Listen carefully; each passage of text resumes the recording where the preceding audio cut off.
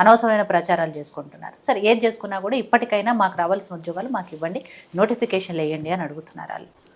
Madam మీకు panel పెద్దలకు నమస్కారం. ఒక మాట ఏంటంటే మేడం, ఇప్పుడు రాజ్యహింసకు పాల్పడేంత దీనస్థితిలో కాంగ్రెస్ ప్రభుత్వం దిగజారలేదు మేడం, ఫస్ట్ పాయింట్. ఇంకోటి ఏంటంటే సపోజ్ ఇద్దరు అన్నలు డిప్యూటీ తహసీల్దార్లు అయ్యారు, ఏదో ఒక మండలానికి ఇద్దరు ఒక్కొక్క మండలానికి డిప్యూటీ తహసీల్దార్ అయ్యారు. అంతకుముందు ఉన్న తహసీల్దార్ ఎవరైతే ఉన్నారో ఊర్లో మొత్తం సర్వేలు చేసి ఒక డేటాను ఒక చోట పెట్టారు.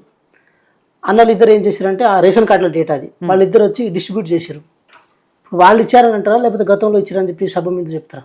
చెప్పలేరు కదా అట్లా. సరే ఎవరిచ్చినా ఇప్పుడు మెట్రో ఏది 2014 కంటే కాంగ్రెస్ ప్రభుత్వం దాన్ని నిర్మాణం చేపట్టింది, కానీ ఓపెన్ చేసింది అయితే బీఆర్ఎస్ ప్రభుత్వం కదా.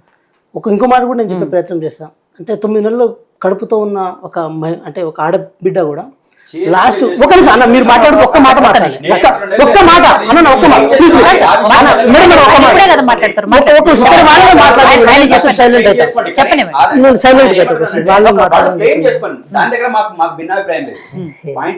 లేదు. గౌతమ్ ఒక్క విషయం, నేను మాట్లాడుతున్న పాయింటా కాదా అనేది మేడం గారు డిసైడ్ చేస్తారు. గౌతమ్ ప్లీజ్ నేనేమంటున్నాను, మీరు మాట్లాడి ఒక్క మాట కూడా నేను మాట్లాడు, ఇది నా విఘ్నత, ఇది నా విచక్షణ. ఇంకోటి ఏంటంటే గౌతమ్ గారు రవి గారు చెప్పారు ఏదైతే 60,000 ఉద్యోగాలు గత ప్రభుత్వం ఇచ్చిందో దాన్ని వీళ్ళు క్లెయిమ్ చేసుకుంటున్నారని చెప్పారు కాబట్టి దానికి ఆయన ఆన్సర్ చేస్తారు. అన్న ఒక్క మాట్లాడదు, నేనేమంటున్నా 60,000 ఉద్యోగాలు ఇచ్చారు అనే విషయంలో ఆయన ఒక్క విషయం నేనేమంటున్నా అంటే 2017లో బయోటెక్నాలజీలో డిగ్రీ కంప్లీట్ చేసుకున్న తర్వాత అదే అశోక్నగర్లో చదువుకున్నాను నేను. తర్వాత సరే 2018లో ఉస్మానియా యూనివర్సిటీలో సీట్ వచ్చింది కాబట్టి వెళ్ళడం జరిగింది. So I know the pain of unemployees. ఆ పెయిన్ తోనే మాట్లాడతాం. నేను కూడా మీ దగ్గర నుంచి వచ్చిన మీ అందరికీ తెలుస్తుంది. బట్ ఒకటి అందరూ కూడా అదే యూనివర్సిటీ నుంచో అదే ఉస్మానియా యూనివర్సిటీ నుంచో అదే నిరుద్యోగుల నుంచి వచ్చారు కాబట్టి మీకు పెయిన్ తెలుస్తుంది, కానీ ముఖ్యమంత్రికి తెలుస్తలేదు, అధికారులకు తెలుస్తలేదు, మమ్మల్ని పట్టించుకోవట్లేదు అంటున్నారు మేడం. నేనేమంటాం మేడం, ఇప్పుడు ఒక విషయం ఏంటంటే ముగ్గురు మాట్లాడినప్పుడు పేషెన్స్ గా లాస్ట్ వరకు నేను విన్నా. ఇప్పుడు నేను మాట్లాడు పేషెన్స్ వహించకపోతే మీరు వర్షం అంటే నా వర్షం వినడానికి సిద్ధంగా లేరని అనుకోవాలి కదా. నన్ను మాట్లాడండి ఇప్పుడు, సరే మీరే మాట్లాడుకోండి. నేనే చేసింది అది సబ్జెక్ట్ క్రాస్ చెక్ చేయొద్దనా, అది రైట్ రాంగ్ సెకండరీ. ఇప్పుడు మీరు మాట్లాడింది తప్పుడు ఒప్పలని నేను క్రాస్ చెక్ చేయలే కదా, నేను విచక్షణతో ఉన్నాను. తప్ప సెకండరీ అది మీరు అనడానికి లేదు, అది చెప్పని. సరే ఒక మాట నన్ను చెప్పనివ్వండి. నేనేమంటున్నా అంటే మేడం, అప్పటి వరకు ఎవరు మామూలుగా గైనకాలజిస్ట్ చూసినప్పటికీ కూడా ఒక ఆడబిడ్డ ప్రెగ్నెన్సీని చూసినప్పటికీ కూడా లాస్ట్కి డెలివరీ చేసిన ఆయనకే క్రెడిట్ దొరుకుతుంది. నేను మాట వేసుకుంటున్నా 60,000 ఉద్యోగాల్లో కూడా నేను అన్నలకు కూడా ఒక మాట చెప్తున్నాను. 10 సంవత్సరాలుగా ఒక్కసారి కూడా డిఎస్సి ఇది ఏర్పాటు చేయలేదే. ఇప్పుడు వాళ్ళు అన్నారు కదా విద్యా వ్యవస్థను నాశనం చేసిరని చెప్పి. బీహార్కి పోటీ పడే స్థితికి ఎవరు దిగజారు? ఇది కాంగ్రెస్ ప్రభుత్వంలో బీహార్కి పోటీ పడేటప్పుడు దిగజారు. మనం ప్రతి స్కూల్స్ లో కనీసం ఏది ఎస్జిటి టీచర్స్ లేరు, ఏది మన స్కూల్ అసిస్టెంట్ లేరు అని చెప్పి చాలా బాధపడి ఉంటాయి కదా. స్కూల్స్ అన్ని మూసేసాల్సిన సందర్భం వచ్చి ఉంటాయి కదా. సో ఆ సందర్భానికి ఎందుకు దిగజారు అది కూడా ఆలోచించాల్సిన అవసరం ఉంది కదా. సరే వాళ్ళు ఒక 5,000 వేసారు, మేము ఒక 5,000 వేసాం, ఒక 11,064 పోస్టులు అయితే ఈ ప్రభుత్వం వచ్చిన తర్వాత భర్తీ అయింది కదా. చాలా ప్రౌడ్ గా చెప్పుకుంటాం మేము. ఏది ఆ 10 సంవత్సరాల కాలంలో ఒకసారి కూడా మా జీవితంలో గ్రూప్ 1 మెయిన్స్ రాస్తామా లేదని అనుకున్నాం, కానీ ఈ గవర్నమెంట్ లో రాగలిగారు కదా. నిరుద్యోగులు అయితే ఈ గవర్నమెంట్ లో గ్రూప్ 1 మెయిన్స్ రాగలిగారు కదా. సో ఇంకా చేయాల్సిన అవసరం ఉంది. 100% నిరుద్యోగుల ఆకాంక్షలు, వాళ్ళకి రావాల్సిన ఉద్యోగాలు 100% ఈ గవర్నమెంట్ ఇవ్వాల్సిన బాధ్యత ఉందని చెప్పి మేము చెప్తున్నాం. ఎక్కడ ఇవ్వదని చెప్తలేము మేమంతా. ఏది ఒక మాట నేనేమంటా అంటే ఎస్సీ వర్గీకరణ సంబంధించిన అంశంలో ఇది ఒక పెద్ద జాడ్యం లాగా, అంటే జాడ్యం అని అన్నది అది అవసరం అన్న. ఒక మాట నేనేమంటున్నా, మీరు మాట్లాడేప్పుడు నేను చాలా సమయంతో ఉన్నా. అది నా మాట తప్పు మీరు ఫస్ట్ వినే ప్రయత్నం చేయండి. ఎందుకు మీరు క్లాస్ చెక్ చేస్తున్నారు? ఇప్పుడు ఒక మాట మీరు కంక్లూడ్కి వచ్చేయండి. మరి నేను మాట్లాడేది తప్పని చెప్పి వాళ్ళకే ఛాన్స్ ఇచ్చేయండి. మరి నేను మాట్లాడుతుంది తప్పని చెప్పి మీరు కూడా భావిస్తున్నప్పుడు నేనేమంటున్నా, మనం అందరం చదువుకున్న వాళ్ళం. ఎంత ఇప్పుడు మీరు డిగ్రీ ఎట్లా చేసారో నేను ఎల్ఎల్ఎం చేసిన, నాకు కూడా కొంచెం ఎంతో చదువు భగవంతుడు ఇచ్చిండు. సో నేను కూడా సమయంతో ఉన్నా కాబట్టి చెప్పనియండి, నా వర్షం కూడా చెప్పనియండి. కాబట్టి ఒక విషయం ఏంటంటే మేడం, జాబ్ క్యాలెండర్ ని ఏది శాసనసభ వేదికగా భట్టి విక్రమార్క గారు ప్రకటించిన తర్వాత ఆ ఏదైతే మాటకు వెయిట్ ఉంటుందని చెప్పి వాళ్ళు ప్రకటించడం జరిగింది. ఏ నోటిఫికేషన్ కి ప్యారల్ నోటిఫికేషన్ ఉంటుంది మేడం. ఒకసారి గ్రూప్ 2 నోటిఫికేషన్ వచ్చిన తర్వాత ఆ ఉద్యోగాలు ఏది మేము భర్తీ అయిన తర్వాతనే ఇంకో నోటిఫికేషన్ రావాల్సిన అవసరం ఉంటుంది. అది ఎక్కడైనా అదే ప్రాసెస్ జరుగుతుంది.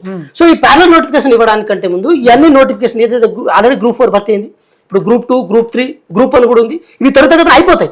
అయిపోయిన తర్వాత జాబ్ క్యాలెండర్ రూపేనా యాక్చువల్గా జాబ్ క్యాలెండర్ ప్రకటించాల్సింది గవర్నమెంట్ లో ఉన్న పెద్దలు కాదు, టీజీపీఎస్సీ ప్రకటిస్తుంది. బట్ వెయిట్ ఎక్కువ ఉంటుందని చెప్పి ఆ శాసనసభ వేదికగా భట్టి విక్రమార్క గారు మాత్రం ప్రకటించారు. సో విషయం ఏంటంటే టీజీపీఎస్సీ 100% జాబ్ కార్డులు ప్రకటిస్తుంది. అది 30,000, 40,000, 60,000 ఇప్పటికే ఆర్థిక శాఖ నుంచి అంత సమీకరణలు జరిగినాయి. సో నెక్స్ట్ ప్రకటించాల్సింది ఒకటే ఉంది. కాబట్టి ఎస్సీ వర్గీకరణ అంశంలో గతంలో గత ఉద్యోగాలలో వాళ్ళకు అది అప్లికబుల్ కాదు మేడం. ఈ ఉద్యోగాలు అప్లికబుల్ చేయాలన్న ఉద్దేశంతో గౌరవ ముఖ్యమంత్రి గారు ఉన్నారు. అంటే 100% ఆ సేమ్ వర్గంలో వివిధ వాళ్లకు కొంచెం వెనక ముందు ఇబ్బందులు జరుగుతాయని చెప్పి గవర్నమెంట్ గ్రహించింది కాబట్టి చేయగలుగుతుంది. ఒకటి మాత్రం నేను స్పష్టం చేసే ప్రయత్నం చేస్తున్నా మేడం.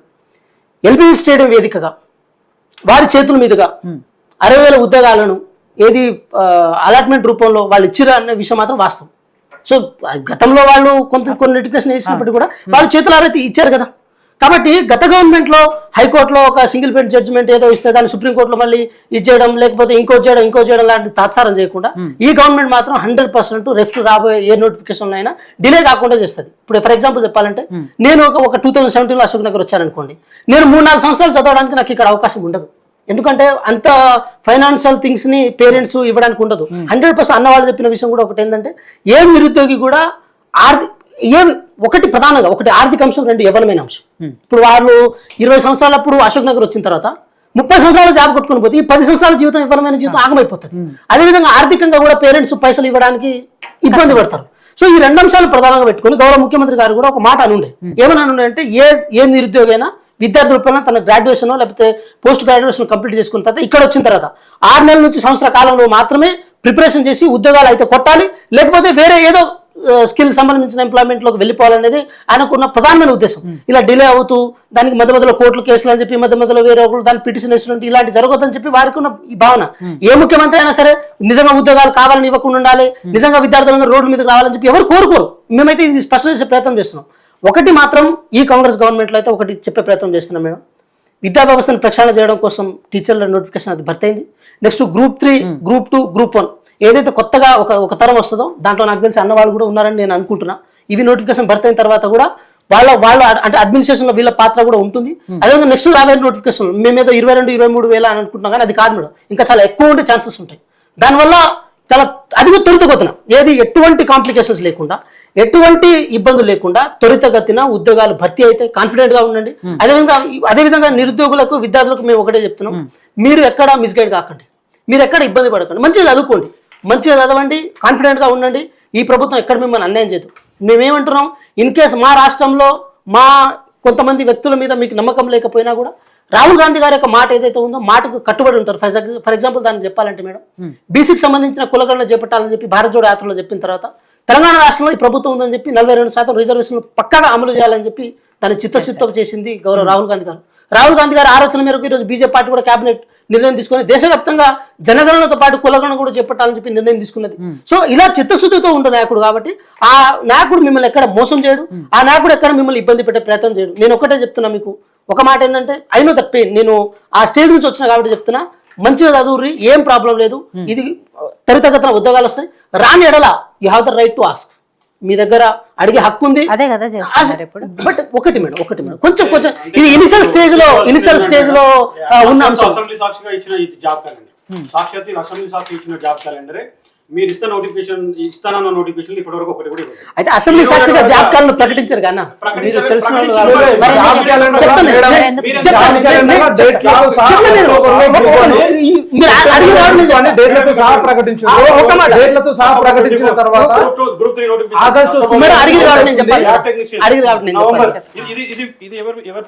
నేను చెప్తాను.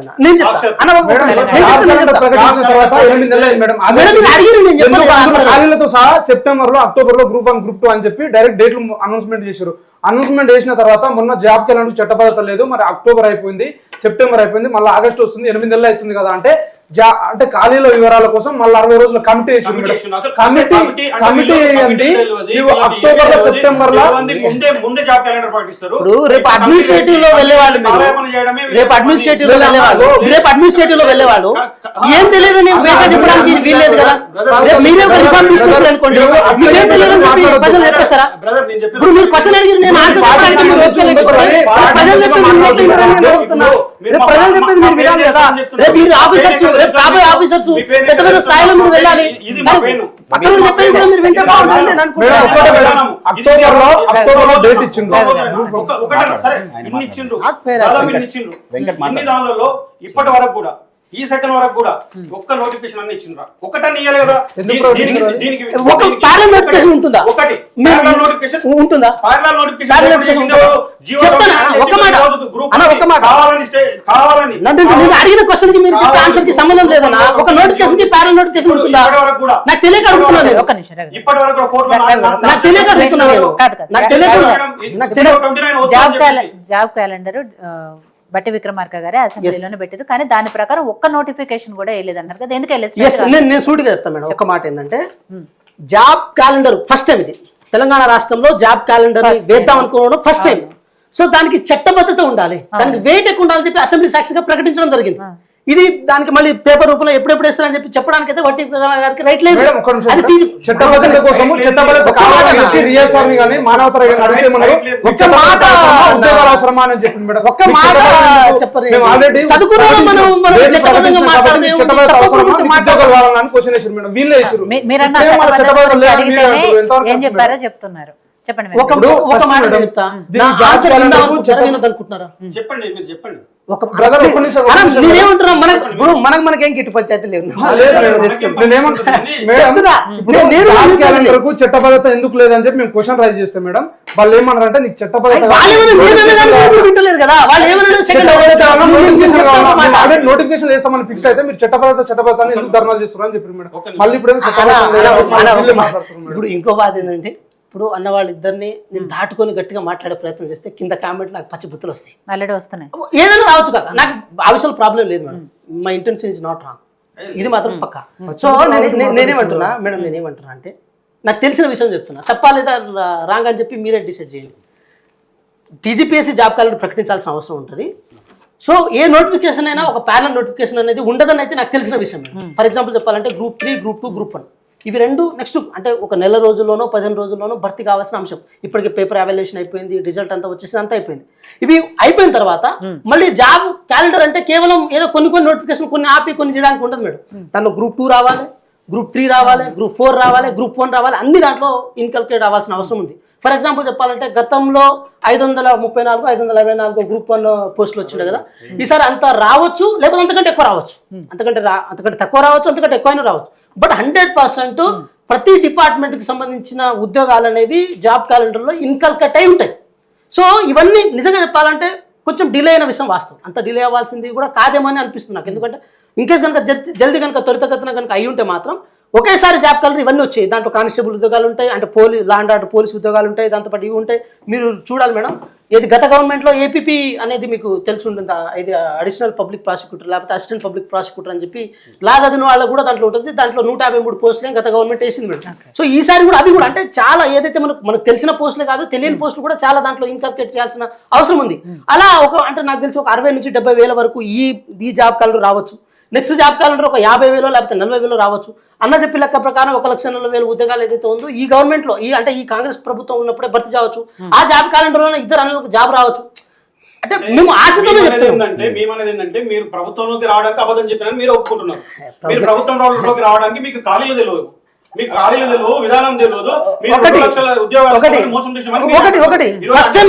ఫస్ట్ టైం 11,064 పోస్టులను మేము ఇచ్చినాం కదా టీచర్లకు. గత గవర్నమెంట్ ఇవ్వలేదు కదా, ఇది అబద్ధం కాదు కదా, ఇది వాస్తవం కదా.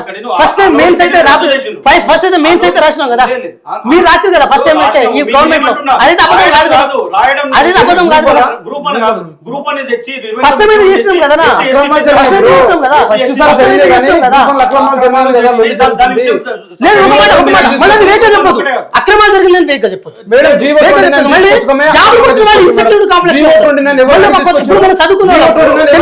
మాట్లాడే